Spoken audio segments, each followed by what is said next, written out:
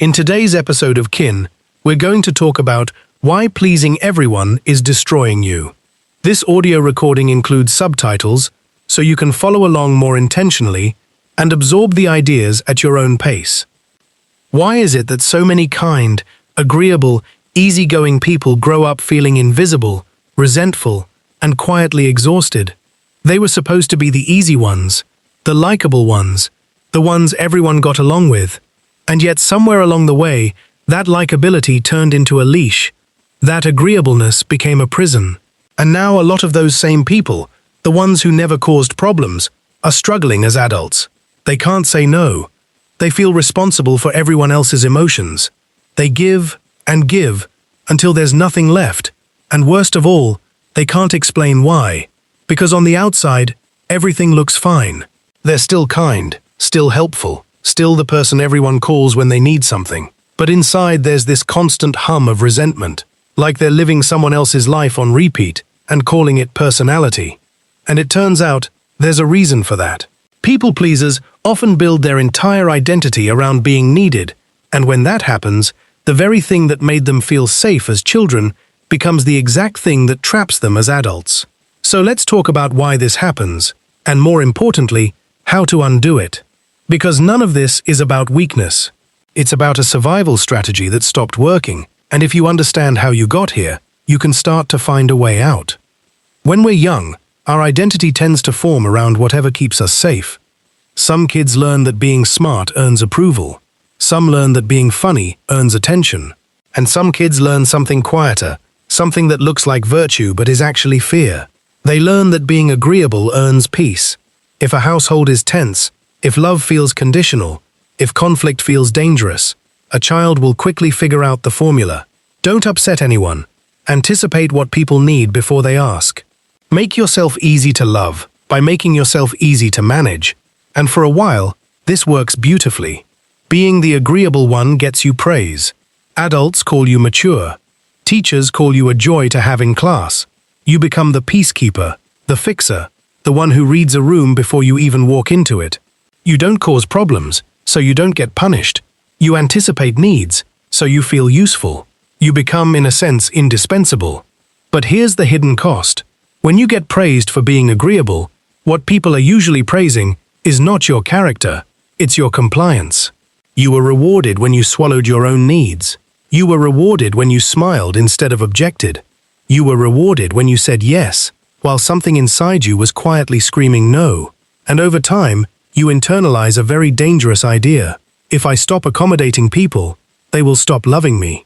And that belief will sabotage everything once you grow older. Because the moment someone is disappointed in you, even slightly, even fairly, it doesn't feel like a normal part of adult life. It feels like a threat to your entire existence. You tell yourself, if I'm supposed to be the easy one, then why is this person upset with me? So instead of tolerating that discomfort, you avoid it entirely. You say yes when you mean no. You apologize for things that aren't your fault.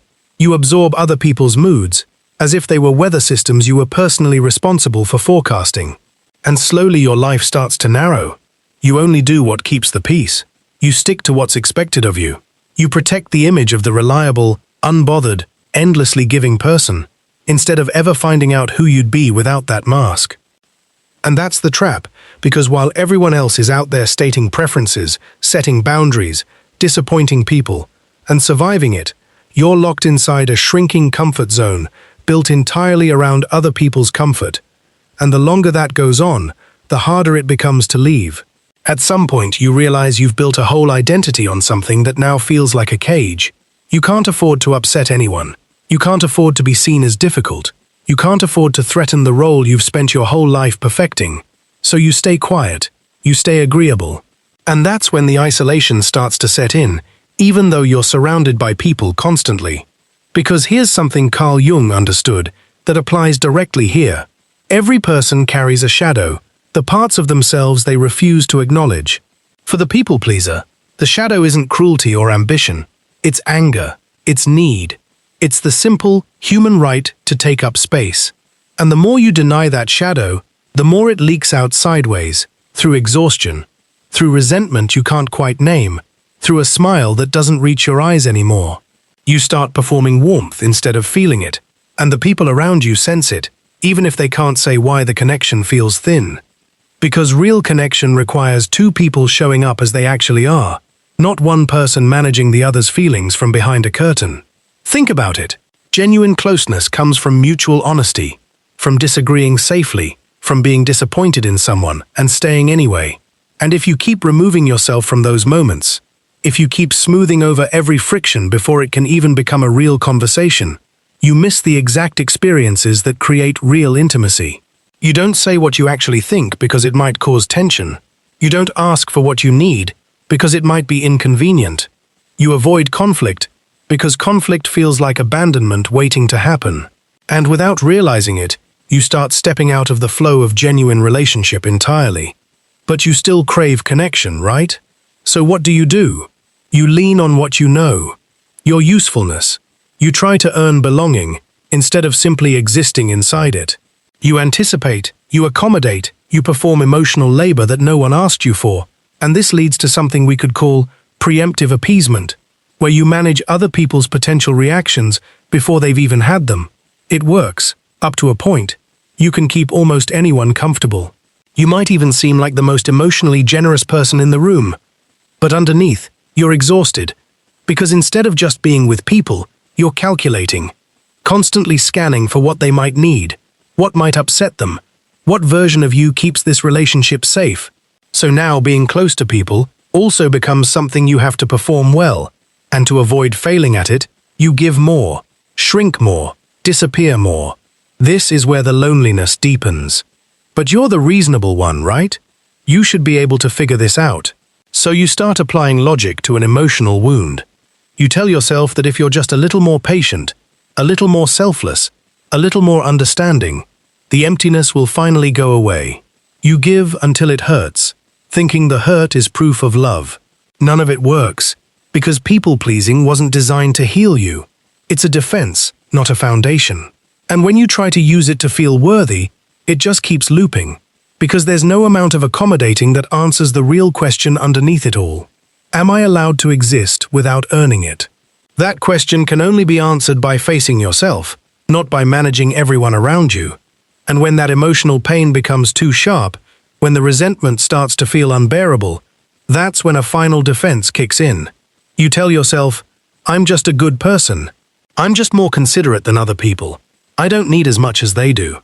And now, instead of admitting that you feel unseen and taken for granted, you convince yourself that your selflessness makes you better, not because you actually believe it, but because it hurts less than admitting you feel used. This is a kind of quiet, defensive martyrdom, and it's one of the most isolating patterns you can fall into. It builds a wall of resentment between you and everyone else. And even when you want to be honest, the wall won't let you, because honesty requires risk. It requires the possibility that someone might not like what you actually want. So how do we fix this? The first step, and this is non-negotiable, is that you have to stop identifying as the easy one. Not because kindness is bad, but because basing your worth on how little friction you cause is toxic. When your value is tied to how comfortable you make everyone else feel, you will do everything in your power to avoid honesty, avoid conflict, and avoid ever finding out what happens when people meet the real you. You'll sabotage your own needs just to protect the illusion of harmony, and eventually that illusion will collapse under its own weight. So the fix is to build a new identity, not around being easy, but around being honest. You stop asking, what will keep the peace? And you start asking, what is actually true for me right now? You stop managing other people's emotions and start tolerating the discomfort of your own. You let yourself disappoint people occasionally and survive it. You start showing up not to be liked, but to be known. And yes, it's awkward. It feels selfish at first, even cruel, though it rarely is. It feels like a step backward, but it's not, because it's the first real step toward becoming whole. The old identity told you that your worth came from being needed. The new one reminds you that your worth was never up for negotiation in the first place. Being human means you're allowed to take up space. You're allowed to want things without justifying them. You're allowed to say no without an explanation attached. You're allowed to disappoint someone and still be a good person.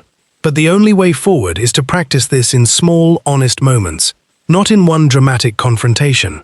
Not perfect boundaries, not clever speeches, just small, uncomfortable, human truth-telling over and over until it stops feeling like a threat. So if you're someone who feels quietly resentful, chronically tired, or invisible even in rooms full of people who supposedly love you, if you've spent your whole life trying to be the easiest person anyone knows, and now you don't know how to want anything for yourself, this is where you begin. You let go of the role. You stop trying to be convenient. You start trying to be real, because you don't need to disappear into everyone else's needs to belong among them. You just need to be someone who's willing to be honest, even when it's uncomfortable, even when someone is disappointed, even when it's unfamiliar. And if you can do that, if you can stop performing peace and start actually living it, you'll start to feel something you haven't felt in a long time. Being known. Not because you earned it through endless giving, but because you finally stopped hiding behind the mask that made you easy to love. If any part of this resonated with you, if you recognized yourself in these patterns, leave a comment and let me know what stood out. Chances are, you're not the only one who feels this way, and sometimes naming the pattern is the first real step to breaking it. Thanks for listening to episodes of Kin. Take care of your mind, and I'll see you in the next episode.